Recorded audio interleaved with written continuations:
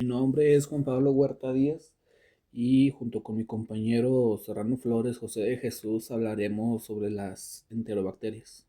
Iniciando con su morfología, son bacilos grandes de 2 a 4 micras de longitud, con bordes paralelos y extremos redondeados. Contienen diferentes formas que pueden ser cocobacilos, bacilos elongados, filamentosos. No forman esporas y no son ácido resistentes.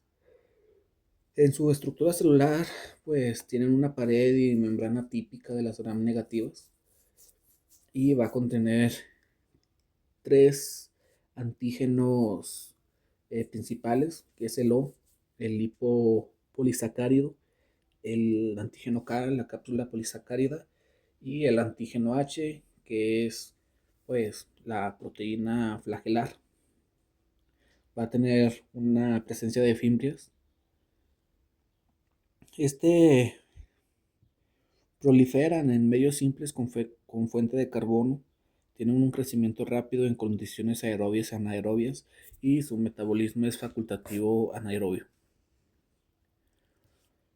Eh, en las enterobacterias vamos a ver que van a contener diferentes toxinas. Una de ellas es la endotoxinas, que son las comunes en todas las gram negativas. Las exotoxinas proteicas que dañan las membranas, inhiben síntesis proteica o alteran el metabolismo. Las citotoxinas provocan la muerte celular y las enterotoxinas, que estas pues, van a actuar en los enterocitos y estos van a secretar agua, por ende electrolitos y pues por ende habrá una diarrea. Y, y las enterobacterias colonizan principalmente el intestino distal de humanos y animales, sobreviven en ambientes acuáticos con pocos nutrientes. En la flora normal humana va a predominar el E. coli. También tendrán presencia en el aparato reproductor femenino y piel. Y el contagio se da primordialmente por vía fecal y oral al consumir alimentos y bebidas contaminadas. Hablando sobre la patogénesis, se clasifican en dos, que es la infecciones oportunistas, que las enterobacterias van a aprovechar su presencia en la flora normal y ambiente y van a invadir a las cavidades estériles. Los factores de superficie como la pilosidad de las cápsulas, las exotocinas, favorecen la colonización. Un ejemplo de estos pues vienen siendo las infecciones urinarias, el acceso a vejiga por traumatismo e instrumentación.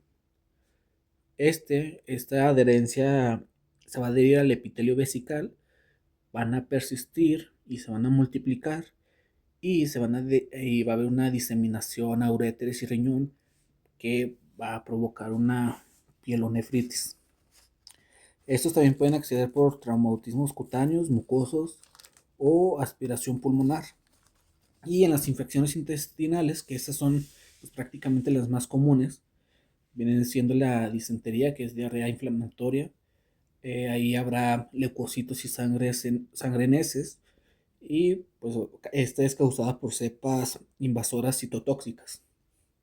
Y la diarrea acuosa, como su nombre lo dice, habrá una pérdida de líquidos que es causada por las enterotoxinas.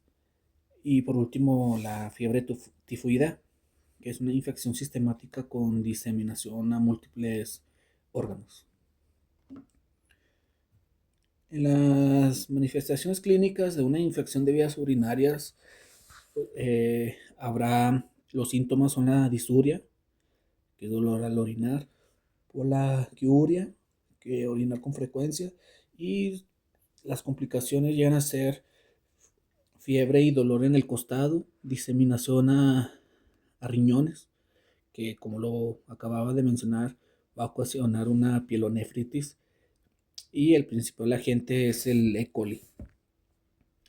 Y en las infecciones intestinales se puede clasificar en diarrea aguda, que es la segunda manifestación más frecuente y puede ser acuosa, inflamatoria, como ya lo había comentado, que la disentería según el tipo de toxina y patógeno.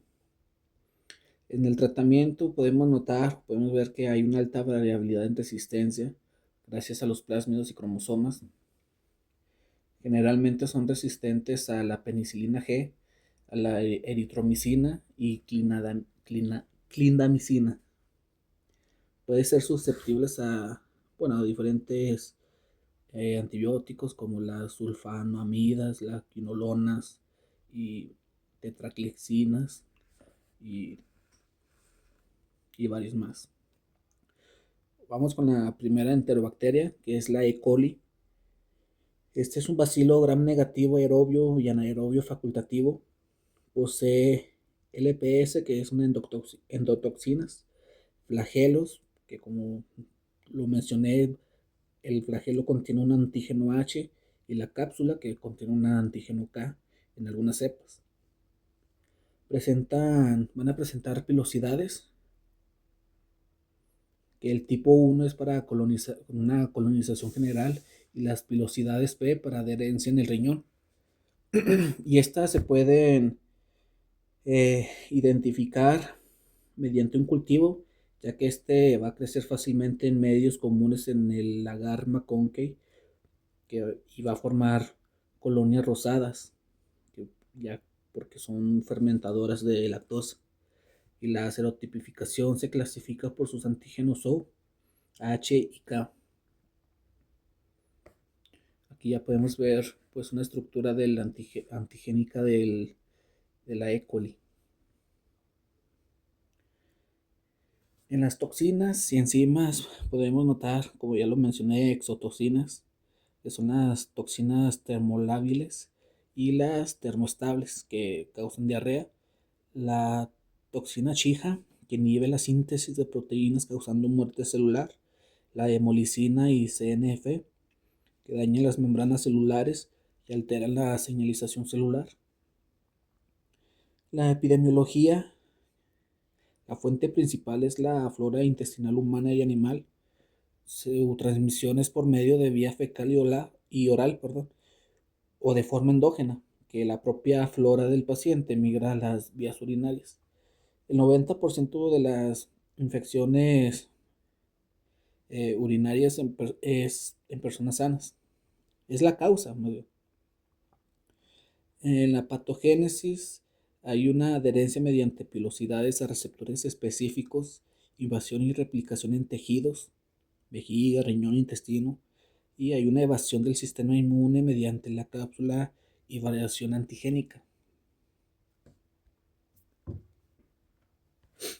En la clínica, manejo y resistencia, en la, en la inmunidad y manifestaciones clínicas, en una infección de vías urinarias, hay una disuria, polaquiuria y dolor, cistitis, fiebre y dolor lumbar, pielonefritis. En las infecciones intestinales, desde diarrea acuosa hasta disentería. En la inmunidad podemos ver que es de corta duración y especifica para el tipo de antígeno expuesto. En el diagnóstico se manda a hacer un cultivo de orina o de heces, pruebas moleculares para toxinas. En el tratamiento, pues el primer, el primer paso, lo más importante es la rehidratación en diarreas y antibióticos según la sensibilidad, que puede ser la trimetroprima y la sulfametoxazol. Y en la prevención, pues es higienes de manos, cocción adecuada de alimentos y medidas de higiene urinaria. Y esta tiene en la resistencia antimicrobiana, tiene alta variabilidad debido a plásmidos. Es común encontrar resistencia a penicilinas y sensibilidad reducida a cefalosporinas de amplio espectro por la producción de beta-lactamasas. Ahora pasaremos a la E. coli enterotoxigénica. Este es un bacilo gram negativo con pilosidades de colonización y se va a identificar mediante PCR para detectar los genes de las toxinas LT y ST, así como los factores de la colonización. Este, como lo había comentado, produce dos toxinas principales, que es la LT y la ST. Su mecanismo es el siguiente: se adhiere a las microvellosidades del intestino delgado mediante fimbrias. Las toxinas activan la adenilato ciclasa o guanilato ciclasa, aumentando el AMPC cíclico, lo que provoca la hipersecreción de agua y electrolitos. No hay invasión ni inflamación de la mucosa. En la epidemiología y clínica, es la principal causa de diarrea del viajero y diarrea infantil en países en desarrollo. Aquí en síntomas pueden ser los siguientes, que es, bueno, en los signos, que es diarrea acuosa o a menudo con cólicos y fiebre. Y en el tratamiento es rehidratación, que es lo principal. Y en casos específicos pueden ser las fluoroquinolonas y acitromicina. Y ya la siguiente es la E. coli enteropatógena. Esta, en sus determinantes de virulencia, posee un sistema de secreción tipo 3 que inyecta proteínas efectoras directamente en la célula hospedera. Esta no va a producir toxinas LT ni ST. En la patogénesis produce lesiones de fijación y borrado. Y la proteína TIR se inserta en la membrana de la célula intestinal y actúa como receptor para la intimina de la bacteria, formando pedestales de actina que destruyen las microvellosidades. Esto altera el transporte de electrolitos y la función mitocondrial, reduciendo la absorción. Esta es la causa de diarrea persistente en lactantes y brotes en guarderías u hospitales. Los signos y síntomas es diarrea acuosa, que puede ser con moco, vómitos, fiebre y cólicos. La, en la inmunidad podemos ver que la E. coli enteropatógena, la protección depende de la IgA secretora contra la LT y factores de colonización. La lactancia materna brinda protección pasiva clave. En el diagnóstico se da mediante medios selectivos y confirmación por PCR para genes específicos.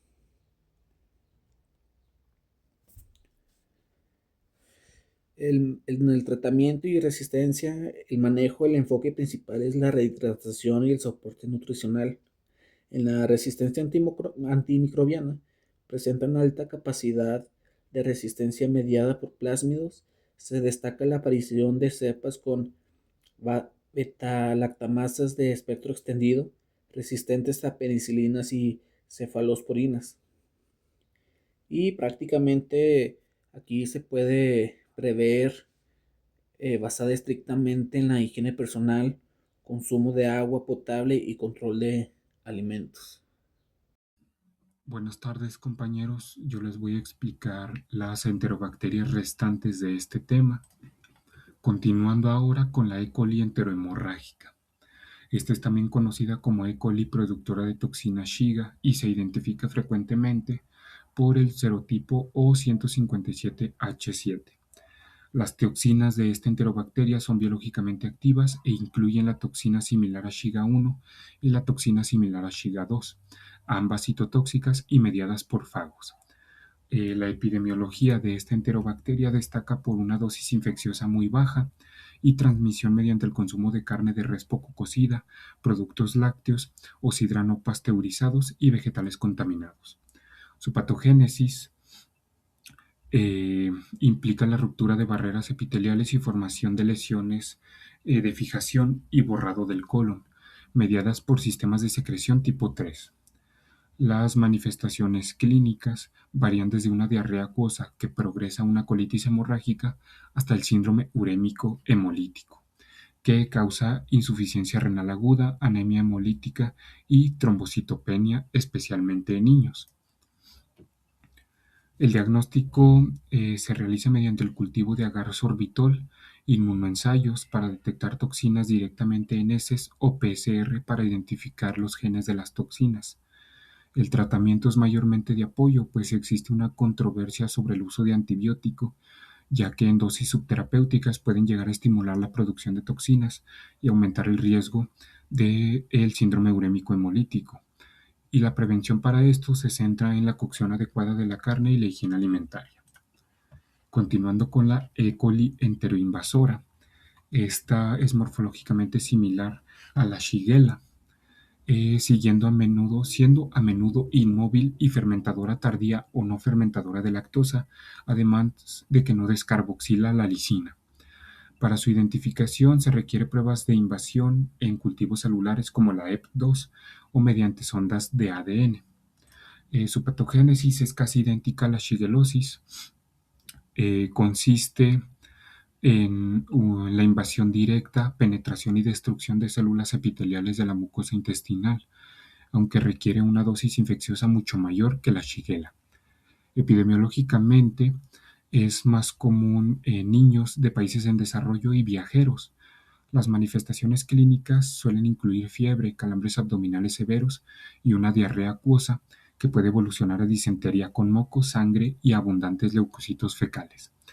El diagnóstico se suele apoyar en métodos de amplificación de ácidos nucleicos como la PCR o paneles múltiplex que detectan el gen de la invasión. El tratamiento antibiótico como fluoroquinolonas puede acortar la duración de la enfermedad y su prevención va a depender únicamente de la mejora en el saneamiento y la higiene personal. Ahora, por último, la E. coli enteroagregativa. Esta se caracteriza estructuralmente por poseer fimbrias de adherencia agregativa que le permite unirse a las células EP2 en un patrón muy distintivo tipo ladrillos apilados. Produce toxinas como una enterotoxina codificada por plásmido y en algunas cepas una hemolicina o toxinas similares a las termoestables. Su patogénesis eh, implica la adherencia a la mucosa intestinal, aumento en la producción de moco y la inducción de una respuesta inflamatoria con liberación de citocinas. Es una causa importante de la diarrea del viajero y la diarrea persistente, que suele ser de más de 14 días, en niños en países de desarrollo y pacientes con VIH. Clínicamente provoca diarrea acuosa, vómitos y deshidratación, generalmente sin sangre ni leucocitos en las heces. El diagnóstico definitivo es complejo y suele reservarse para laboratorios de referencia mediante pruebas de adherencia en cultivo de tejidos o PCR múltiplex. En cuanto a la resistencia antimicrobiana, las enterobacterias como la E. coli presentan un desafío creciente debido a la transmisión de plásmidos que confieren resistencia a múltiples fármacos. Se han identificado clones pandémicos que poseen beta-lactamasas de espectro extendido, lo cual les otorga resistencia a penicilinas, cefalosporinas y aztreonam, además de mostrar resistencia frecuente a fluoroquinolonas y aminoglucósidos. La aparición de enterobacterias resistentes a carbapenémicos es considerada actualmente una amenaza urgente para la salud pública. Y ya eso sería todo por nuestra parte del tema de las enterobacterias.